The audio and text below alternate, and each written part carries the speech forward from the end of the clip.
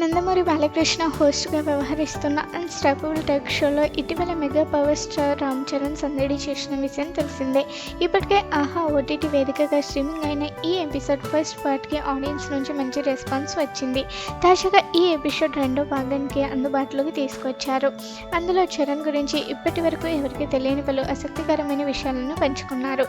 ఈ సందర్భంగా అపంజయాలు ఎదురైనప్పుడు వాటిని ఎలా ఎదుర్కొన్నాడనే విషయం మీద చరణ్ మాట్లాడారు. చేసిన తప్పుల నుంచి నేర్చుకోవాలని, అనుభవం ఉన్న పెద్దల మాట వింటే మనం తప్పులు చేయకుండా ఉంటామని తెలిపారు. చిన్నప్పటి నుంచి ప్రతిదీ నాకు లెర్నింగ్ ఎక్స్పీరియన్స్, ఏది జరిగినా దాని నుంచి నేర్చుకోవచ్చు. ఇక్కడ ఎవరు పర్ఫెక్ట్ కాదు. నేను కూడా ప్రారంభంలో కొన్ని తప్పులు చేశాను. ఆ తప్పుల నుంచి నేర్చుకున్నాను. మళ్ళీ అవే తప్పులను చేయకుండా ఉంటే చాలు. దేనికైనా సమయ పాలన అనేది చాలా ముఖ్యం. చాలా వరకు కాలమే అన్నిటికీ ఆన్సర్ ఇస్తుంది. ప్రతిదానికి యాక్షన్కు వెంటనే రియాక్షన్ ఇవ్వాలని తపత్రయపడకూడదు. మన టర్న్ వచ్చే వరకు వెయిట్ చేయాలి. ప్రతి సంవత్సరం మనది కాదు, ప్రతి వారం నెల మనది కాదు.